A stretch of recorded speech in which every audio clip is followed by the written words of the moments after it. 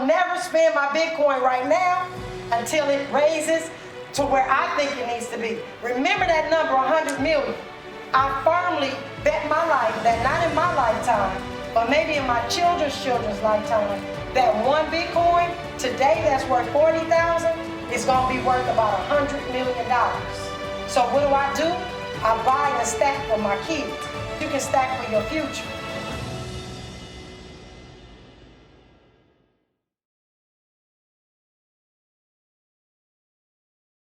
All right, everyone. I tell y'all some of this music I could just listen to for the whole hour. But good afternoon, each and every one of you, no matter where. Well, I guess it's not afternoon everywhere you are, but good afternoon to each and every one of you. Welcome to Ahead of the Crypto Curve. I am your host, Najah Roberts, and I have my sidekick today with me, Mr. Enrique. Hey. All right, and we are here to just enlighten you, ladies and gentlemen, because we are here to help create Satoshi millionaires, one family at a time, one day at a time, one Bitcoin at a time, and one Satoshi at a time. And that means you. I, again, am your host, Najah Roberts, and it is my mission in life to lead my people out of financial slavery. And there is so much good stuff going on. I'm all smiles. Just a bunch of things happening in the space, a bunch of things happening in my life. This weekend was absolutely incredible.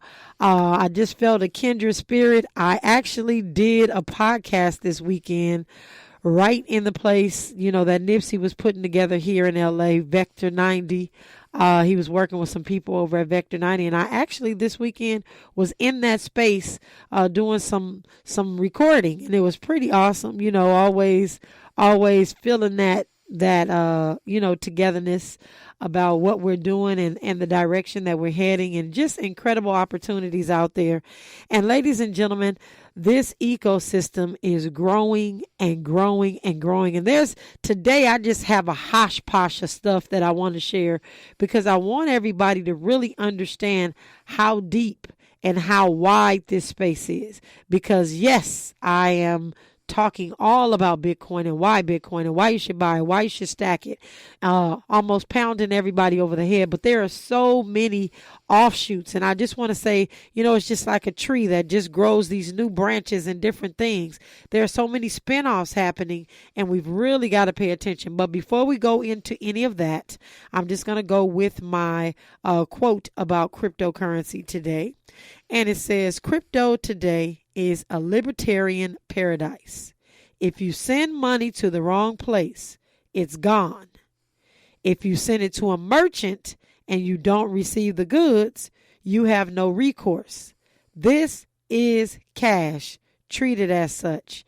And that individual's name is Gil Pinchina. And so the reason why I was taking a look at this quote, and I knew that it was relevant. So there's a couple of different reasons I said this. Number one, or not I said this, but I'm assuming when they say when you send your money to the wrong place, it's gone. So as you're in this cryptocurrency space, understand if you have Bitcoin and you're sending it from one Bitcoin wallet to another wallet, that wallet has to be a Bitcoin wallet. Because if you send it from Bitcoin to an Ethereum wallet, ladies and gentlemen, you will lose your Bitcoin forever. And that happens more often than you think, by the way. More often than you think. And people aren't really paying, well, you're paying attention, but you're not paying attention. So let me just give you this quick tidbit. I tell all of my private clients, and so I'm going to say this on the radio to all of you that are not, well, you are my private clients, you're my private listeners. Get in a quiet place when you're doing your cryptocurrency transactions. Kids not flipping all over the place. TVs blaring, something to get your attention off, because mistakes will be made. And I'm going to say this again, mistakes will be made. I myself, as much as I think I'm the expert in this situation, have accidentally sent, instead of $800 to somebody, $18,000 to somebody. And luckily, we were able to contact the person, because, we run a business doing this, and they were able to send it back. That's nice of them. Nice of them. because this is not reversible. So if you send your money to the wrong place, it is gone. But luckily, this was an older lady who knew that it was an accident, and I just did, and I said 18. It was actually 8,000. It wasn't. It was 8,000. So I put too many zeros is what happened. So 800, 8,000, and she was able to send it back. Thank goodness. But I'll tell you, ladies and gentlemen, I was sick all weekend. Not this weekend. This happened about last year sometime. But again, not paying attention, moving too fast. This is not the space for that because it is gone forever. But not only that, if you get involved with one of these schemes, it is gone forever because there's nobody that's going to get it back to you. And if they are getting it back to you, there's like a whole lot of hoops that you got to jump through dealing with the different regulatory agencies to get it back. So just make sure that you know if you send your money to the wrong place or to the wrong people, it is gone forever. And then you definitely want to make sure, and again, most people mean good, so this isn't anything bad, but just know that this is, like cash. If you send your cash to the wrong place, it's this exact same thing. It's gone. It's and gone. No one will help you get it back. And nobody will help you get it back. So just make sure that we're clear on those things and make sure that you're functioning in the space, that you're paying attention, that when you're doing these transactions, that you're really understanding what you're doing. And again, being quiet in a quiet place, double checking, sometimes triple checking. I look at addresses that I'm sending to. We confirm. And how we confirm is the address is so long. It's all these numbers and letters. So what we do is we confirm the first four and the last four. And we do that 2 or 3 times, especially when we're sending, substantial amount of Bitcoin to clients. We want to make sure that we're checking those addresses because if they're the wrong addresses, again, it's gone. So if I send a large amount, usually what I'll do is I'll do a test run. I'll send like maybe a few dollars in Bitcoin first and say, hey, did you receive that? Okay, cool. Now I'm going to send the rest of it. Right. Just to make sure. Because there is a thing where it can fall into something, I don't want to get too technical, but into the memory pool. And you got to wait to the next block for it to get sent out. And that does happen. Yeah. So. Yeah, it definitely does. So with that, ladies and gentlemen, we have a lot to talk about. This is Ahead of the Crypto Curve, and you are listening to the fabulous radio station on KBLA Talk 1580. All right. We are here with the Crypto Scoop, and we got a couple of news articles that we need to talk about today. We want to make sure that our community has and is in the know as it relates to cryptocurrency. So, Enrique, what you got for us today? So, the Ukraine Central Bank banned the purchase of Bitcoin using its national currency called the hryvnia. Now, they're doing this to curb the outflow of capital. Basically, they don't want people to move their money out the country. Now, what I really want to talk about is how we could see this here in the U.S. When we think about hyperinflation, usually Iran, Venezuela come to mind. Now, the only oil-rich countries that refuse to capitulate to U.S. demands, I might add. Mm-hmm. The reason we have so much control and power around the world is that the dollar is printed out of thin air and we control it. It's like when you take out a car loan. The bank does not put in an order and then receive funds. No, the bank literally creates the dollars from the promise of payment you sign. The bank only needs to have 10% of the loans they have given out. We tried to fix this using the Dodd-Frank bill after the crash of 2008. But of course, corruption set in, and in 2018, it was repealed. So we are back to where we started before the 2008 crash. So what if other countries lost faith in the dollar because of hyperinflation or a world war? I could see the U.S. limiting our Bitcoin purchases to quote-unquote save the dollar. Wow. Here's my guess. This is what will happen. They will tell us to use the dollar to help America while they help themselves by moving their assets into Bitcoin. When this happens, don't believe the hype. Wow. This is incredible. And so we're just constantly watching. I'm always saying, do as they do, not as they say. Mm-hmm. And so this is just more of the reason. And this is great information that you're sharing. And hopefully this has opened up some eyes.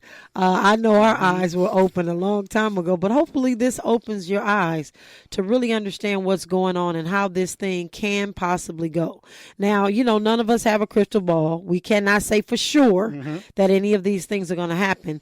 but we got to look at what's going on around us. We've got to look at what the facts are, what's actually happening. Why are these individuals, it's not that they just hate Bitcoin. So, they don't want anybody to buy Bitcoin in Ukraine anymore. It's because they don't want their money to just disappear. Yep. And so the control that they have over the money, they don't want it to disappear, because he who holds the money holds the power. Exactly. So that's where we are with that. And so anything else you want to shed on that, or? I mean, I think that's about it. I mean, just, keep your eyes and ears open, because, in my opinion, these things will happen. And I promise you, as the rest of the world jumps into this crypto space, we will see even more inflation, in my opinion. Yes, we will see more inflation. We are in a camouflage recession. Again, whether we want to admit it or not, things cost more money. And I don't even want to get into gas, because I'm just talking about regular, everyday. Buy yourself some orange juice, buy yourself some sort of sandwich meat or cheese. I mean, these prices are ridiculous. Things are happening. There's so many things that are happening that they're not even talking about.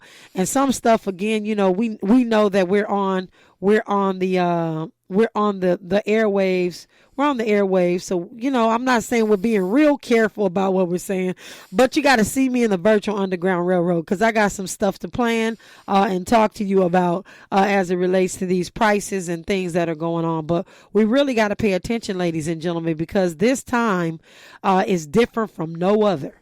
And there's I don't even know if you want to say we're in the perfect storm. There's a transfer of wealth that's going to be happening, that we have to catch that wave. Yeah. And whether you like it or not, you're either going to get rolled over or you're going to ride that wave. It's up to you. That's the choice. Yeah.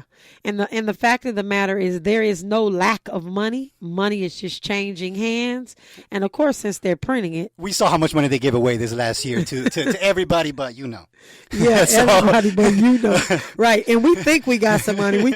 We think we were good because we could go and put about $10,000 down on the car. We thought we were good, but they got hundreds of millions. Seriously. In their communities.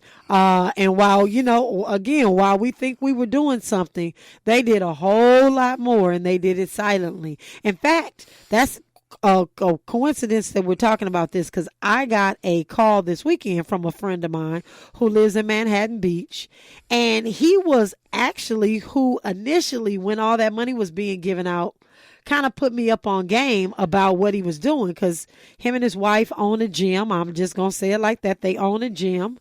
So I'm not going to put his name out there, but he was telling me, at the beginning of this EDD, this unemployment money, that he went out for all 4 of his kids, and he got EDD. Wow. For his 4 kids. And his attorney is who told him to do it. And again, he doesn't look like us, doesn't come from our base. As a matter of fact, he's from Boston.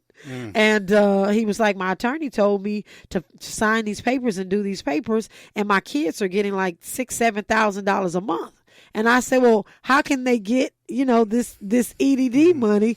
And come to find out, folks were doing it in the hood, but in these other neighborhoods, they were doing it too, but they were getting massive amounts more, because their attorneys and their accountants and all of those individuals helped them put their paperwork together properly.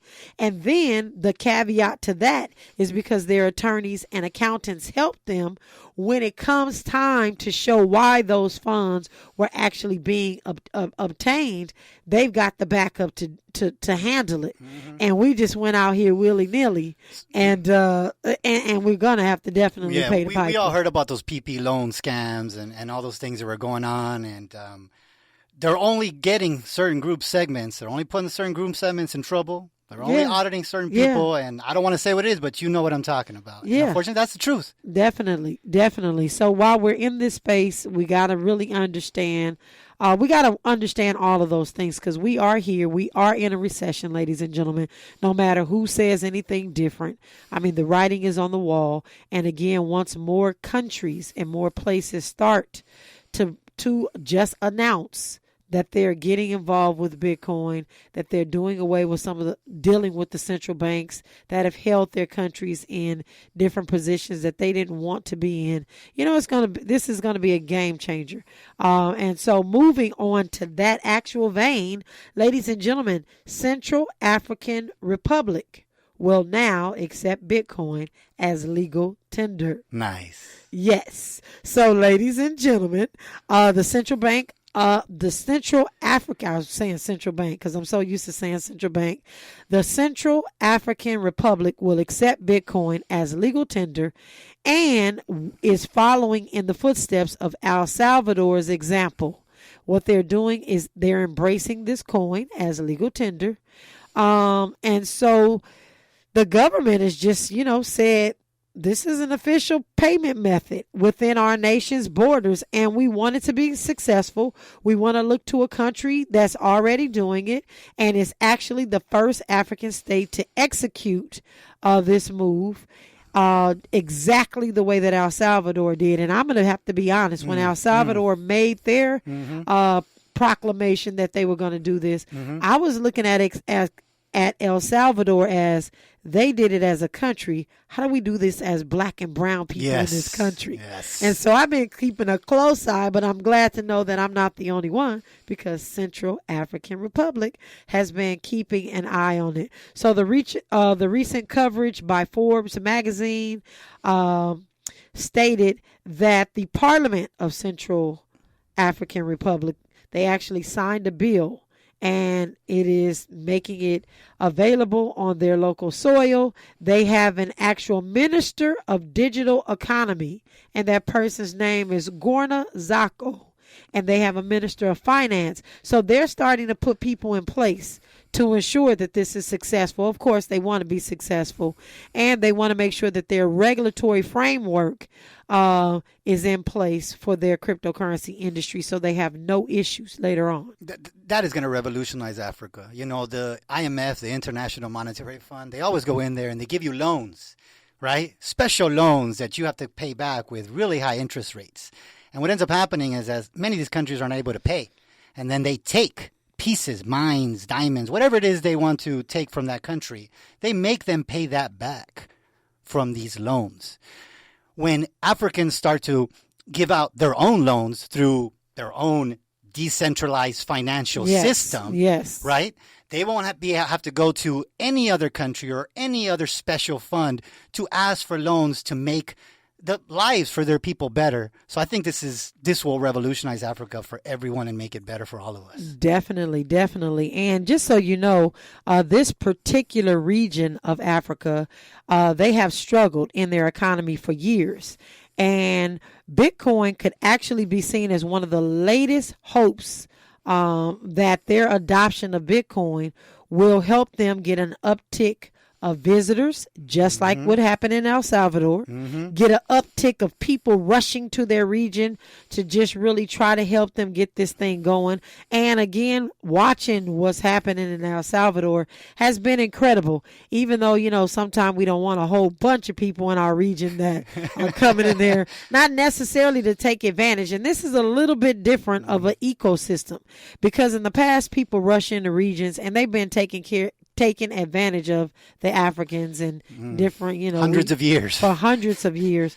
But what we're seeing in the cryptocurrency space is those that are rushing in to help build the infrastructure, and not necessarily they're not charging. They're coming in and saying, hey, we got this curriculum for your kids. We have this, we're doing that.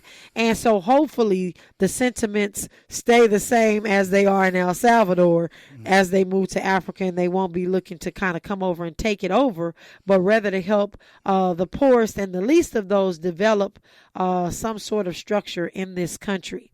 And so it's incredible. And so as you were talking about loans and microloans, they'll be able to do all of those things within their economy, especially when they start to implement the second layer of Bitcoin, first layer, just all those different things that allow the transmission of Bitcoin from peer to peer, from person to business, all of those things, from government to business. I think this is going to give them an upper hand. So I'm super excited to have heard this information today. And thank you to all of those that always send me these fabulous articles. And I also want to say we have someone that we're going to address later on today who sent their question over to AskNajahRoberts.com. So if you did not know, if you have a question about anything in the cryptocurrency space, you can go to AskNajahRoberts.com, put in that question, and I'll do the research and come out live on air and help you to talk about it, because some people are at work. They can't really call into the radio station, but please feel welcome to do so. I'll give that number out because today we're just going to have a conversation about what's going on in this space. So this is the number you can call in is 800-920-1580. Again, 800-920-1580. And if you're at work and you cannot call in, please feel free to go to AskNajahRoberts.com. You can put your information in there and we will, or the question in there, and we'll do the research and we'll come on air and we shall talk about it. One of the other things in the news that I've got to make sure that our community is not biting the bait on is the fact that Dogecoin jumped 17%. That's what the headline says. Dogecoin jumped 17%, ladies and gentlemen, and it outperforms Bitcoin as supporters count on Musk. Oh, my goodness. Ladies and gentlemen, be not deceived. I almost want to give you Elon is not a god. I just want to say it out loud. Man, he is not. And, folks want to make it like he is a God, and he is absolutely. So I guess I could bring in that Bible scripture. Be not deceived. God is not mocked. Because this fool, I shouldn't call him a fool on the radio. This young man right here, ladies and gentlemen, he knows how to make you buy stuff that you have no business getting involved in. And Dogecoin is one of those. Even though it jumped 17%, there's just no way on God's green earth that it can get to where he wants it to go.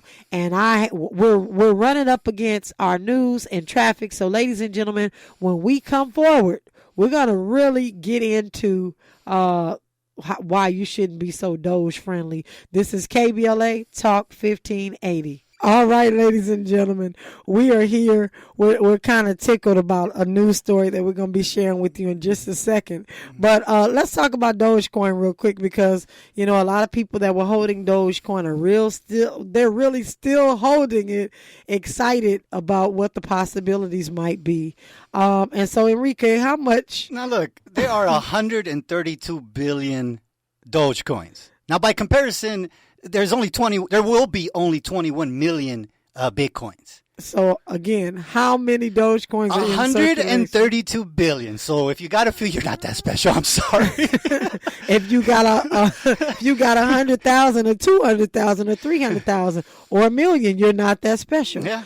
So we got to understand that. So I got some folks holding on to Dogecoin for dear life because they think it's going to go up, and it's just no way possible. And then Enrique, every minute, literally, they make 10,000. New Dogecoins. 10,000 new Dogecoin are produced every single minute. As opposed to Bitcoin, every 10 minutes is only 12.5, 6.25. Well, 12. We're at 12. It's 12 every 10 minutes. I'm thinking of the halving period, which is going to happen in 2 years. Then it'll be 6.25. But, ladies and gentlemen, 10,000 every minute. So it is soon. And it's an unlimited supply. It's barely better than... There's no scarcity. There's no scarcity at all. So it's exactly the same. Yeah. Actually, it's a little bit worse than the dollar. Yeah, it's a lot worse. You can still spend the dollar. So you can still spend the dollar. But Dogecoin, like they said, it's up 17%. That's because he's put some hype on it. He wants people to start jumping back in there with the hopes of him acquiring Twitter and with the hopes of people being paid on Twitter in Dogecoin. But it doesn't matter if there's nowhere for you to actually spend it, like for real, other than Tesla. So what Tesla does it? So what Tesla accepts Dogecoin to buy a Tesla. You buy a car and a sweater and you're done. What are you going to do now? What are you going to do now? Maybe go to the movies, because AMC may do that too. So you can drive your Tesla back and forth to the movies. And that's going to be about it. There are some people that are saying, we're going to accept Dogecoin. But ladies and gentlemen, there has to be what is called velocity. There has to be a group of users. So unless you're going to be able eventually to go down to your local store, and again, with 10,000 coins being made every single minute, it just doesn't make sense. So please be aware that this guy loves publicity. He loves to be in the news, and this is just another way for him to get the notoriety that he needs to maybe even buy Twitter. It could be a part of his plan. So. He probably has a large stash of Dogecoin that he purchased, and he's trying to flip it. Yeah, exactly. He's trying to flip it. Well, he said it. He says, "I buy Bitcoin, and I give my son buys Dogecoin," and maybe he's trying to get that family legacy going. He knows about that generational son. wealth. His dad was a ruby miner in Africa. Yeah.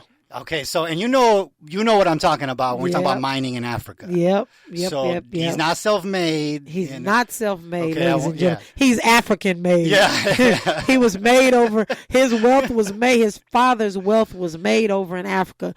Do not let him continue to bamboozle you.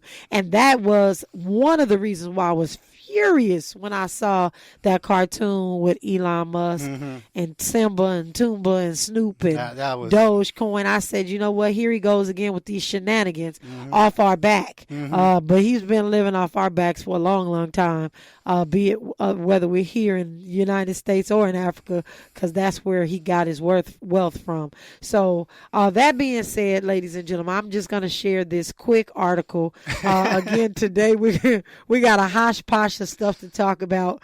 There was another article because there was a man who went to jail in the airport. He had 2 pounds of gold that was stashed. Old school gold stashed up his backside and some under his wig. Literally a wig, right? Like under the wig. And he went to jail. But ladies and gentlemen, what if that same amount was on his cold storage device and it was in Bitcoin? Yep. He could have went through the airport without any issues. Yep. But he decided to stick some gold up his backside and put some gold under a wig and try to get on a plane. It does not make sense. All of these things that, people are having to go through and deal with, Bitcoin makes that obsolete. It's got to be easier to buy Bitcoin and just put some up your bum. Up your bottom. But he went to jail for it. And as we know, you have to declare. Because these are commodities, you got to declare. Even when you have money, you've got to declare what you're taking across state lines. And I'm sure at some point they're going to try to figure out how to make people declare the amount of Bitcoin. But right now you can go across state lines with millions of dollars in your cold storage device and it would go undetected. And not that we're telling people to do anything illegal, but it should be your right to transfer and transport your money the way that you want to. Here I have it from the cbp.gov, right? So this is the gov site information on gold. There is no duty on gold coins, metal, or bullion, but these items must be declared at Customs and Border Protection. It's called FinCEN 105 form. It's got to be completed for any monetary instruments over 10,000. That includes gold valued over 10,000. Right. Exactly. So definitely, and we want to make sure that everyone is doing everything correctly. But there is no regulation right now as it relates to what people need to be declaring as it relates to Bitcoin, because it's property, and so that is what it is. So I wanted to share that because we're always talking about gold and how hard it is to transport it.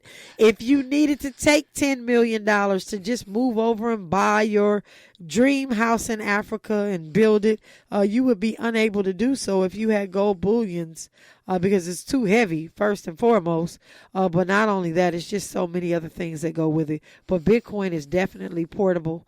It is borderless, as we say. And then you don't even have to cross state lines with it. You could just send it in seconds to somebody that's on the other side of wherever you're going, and they can start buying building materials for you as well. Anywhere in the world. Anywhere in the world in 3 seconds. And I talked about that on Friday. If you didn't hear, CNBC did a special and they sent Bitcoin. So, and they proved that it can be done. So we definitely know that it can be done. So the rest of my little hosh-posh story for this of things that have happened over the weekend, I like to share with everybody what things happened so you kind of know how things are moving.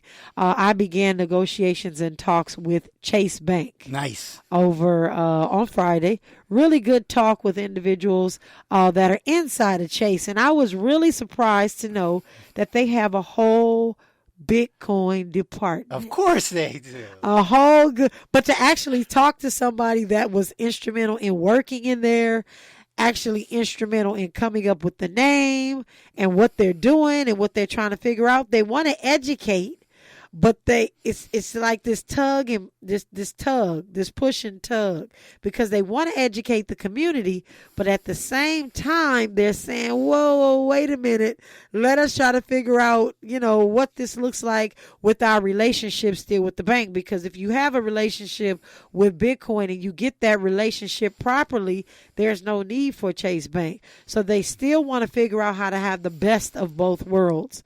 And so it's going to be hard for them to control Bitcoin in the way that they're used to. Yes. That's the truth. Yes, it's going to be hard. And so the gentleman was really nice. He was talking about, how they are planning to roll out and have funds available to educate the Black and brown community. Diversity and inclusion is a big push for this thing. And so, we really want to be optimistic, but we also want to be realistic. Cautiously optimistic. That's the truth. Cautiously optimistic. Yes. Definitely. In my experience, these banks love Bitcoin till you try to open up an account Bitcoin related. I'm just throwing that out there. Well, we definitely know we've had our fair share of closures, yes. Right? So we understand that. So, ladies and gentlemen, when we come forward, got a couple of other things to share about some other things in the cryptocurrency ecosystem. This is KBLA Talk 1580. All right. A good friend of mine listening, Black Regal, just called me to make sure that I had the numbers straight. I got so many numbers going through my head. So every 10 minutes, ladies and gentlemen, there are 6.25 Bitcoin being created or mined. And so, 6.25 is the number. I went from 12 to 6 to 6 to 3. We're at 6.25. And then in 2024, yes, we will go to the halving period, and there will be half of that will be created every 10 minutes. So that is why Bitcoin is scarce, and there will only ever be 21 million. So let's make sure that we have that, and you want to get your fair share. Get your fair share. That's the next hashtag. Get your fair share. So with that, also while we were on break, I got a picture from my son. Today is his first day on a job, he was at work for the Navy, but yeah, well, say what he's doing though. His first day on the job as a Bitcoin miner. Hey. He had his hat on, and he's out there in Texas. Super excited about that. I told you all they have some great fringe benefits, some great salaries, and they're really being about it as far as the diversity and inclusion in this space, in the mining space. I'll say it that way, because there's some other ones that diversity and inclusion still has a long way coming. It's a thing to say sometimes for the fangs. It's a thing, but these dudes are really passionate about making sure that they are the change that they want to see. I told you all they're out there buying their employees houses and all kind of stuff. So I'm excited. I'm glad he's there and on his first day at work today. So that's historical for me. So next, I wanted to share with you over the weekend. I had the privilege, as I said, I was in the Vector 90 space, or it's not Vector 90 anymore, here in Los Angeles to interview two young ladies that their family were immigrants from Mexico. So they're first generation Americans. They are called the Cybercode twins. And one of these days I'll have them on. America and Penelope. They're identical twins. I can never tell them different apart. They also teach at my cryptocurrency camp because they teach our kids coding. And Penelope and America came to visit me for my podcast, and they literally invested last week. Now, ladies and gentlemen, I'm always saying this isn't a get rich quick scheme, but there are some opportunities that are out there that hit, and some of them do not hit. So I want to make sure we're always telling the good, the bad, and the ugly. But Penelope and America came to visit me this weekend. They spent $7,200 on an NFT, some kind of owl. I don't even know the name. I got to look up the owl. And when they came to visit me on Saturday, it was worth $100,000. He said, ooh. Yeah, definitely. And for real. Wow. So, and they were moving it into a cold storage wallet and being very, very careful about it because they don't want to get hacked. Yeah. They're coders. They understand about hackability and all these things. And because this industry is getting so much money pushed into it, you really got to be careful. And they were talking about just how afraid they are to even move it because they've never seen this type of money so quickly, so fast. Because they're from the hood, you know, that's my podcast name, Building Silicon Hood. So they're from the hood, and like having this amount of money is just, they're nervous. Yeah, now, mind you, these two young ladies paid off their parents' mortgage. Oh, good for them. And they're not with this new thing they did, just being in Bitcoin this long, they were able to pay off their parents' mortgage. Wow. Like this is some real generational wealth that's happening. And they're from East LA. Lived in the projects in East LA off Mission, for those of you that are in this area. And this is possible. And what we want to tell people is, yes, it is possible. You can do this. You just got to do it strategic, and you got to be in the right place. I don't want to say some of these things you got to be in the right place at the right time. But with Bitcoin, all you have to do is just be in the right place, which is stacking your Satoshi. So with that, ladies and gentlemen, when we come forward, we're going to have Enrique tell you, if you don't have any money, how you can get yourself some Bitcoin. And we're going to do our daily dollar cost average. This is KBLA Talk 1580. All right. And someone by the name of Danielle actually went to AskNajahRoberts.com, and you had some questions about a couple of coins. You asked about a platform, and then you also asked about a company. So what I'm going to do, Danielle, if you don't mind, tomorrow we're going to spend a little bit more time so I can unpack your questions about these three entities. And last thing you asked, or should you have kept the coins instead of trading? So we're going to talk about all those things tomorrow, Danielle. I appreciate you. And for anybody else that wants to ask a question, please go to AskNajahRoberts.com and I will answer it on air tomorrow. Danielle, is your day. So with that, go ahead, Enrique, and share with us how we can get some Bitcoin without spending money. That's right. So you want some Bitcoin, but you ain't got no money to buy it with, right? I've been there. I know. Well, what if I told you could sell your stuff for Bitcoin or dollars? That's right. Sell your unused household items like an old phone and sell it for Bitcoin at Binx.com. That's BINKX.com. All right. Well, ladies and gentlemen, there you have it. That is our Craigslist of the cryptocurrency space. So please do that, especially if you're here in LA, and you got to look on there because I'm going to have some brand new Nike tennis shoes and some other stuff that I have laying around the house. There's actually a couch at the office we need to put on Binx so we can get some Bitcoin for that. But with that, ladies and gentlemen, what we're going to do is our daily dollar cost average. As we say, a DCA a day keeps poverty away. DCA stands for dollar cost average. It helps you get rid of the volatility of the price of Bitcoin. Yes, it goes up and down and up and down and down and down and up and down. So you want to get rid of that volatility. So you utilize dollar cost averaging. So with that being said, take out your cell phone. You can go to your app store. And if you haven't already done so, download the Black Wall Street wallet. But for those of you that have, you click on the Black Wall Street wallet. Icon is purple and blue and black, and I see myself on there. But what you do is you click on the purple circle that shows the arrows that go both ways. Then you quickly click on buy Bitcoin.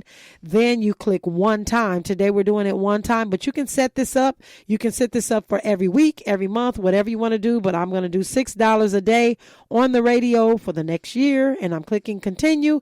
With that, I have purchased, and continue to click continue. And I purchased $6 worth of Satoshis. A Satoshis is the smallest increment of a Bitcoin, just like there are 100 pennies in a dollar. With that, ladies and gentlemen, we have dollar cost average for the day, and we are making way for the DL Hughley Show. DL is the truth, and there's some great information coming to you, so stay tuned. Don't touch that dial. This is Ahead of the Crypto Curve. Najah and Enrique today. Hey, hey. And this is KBLA Talk 1580.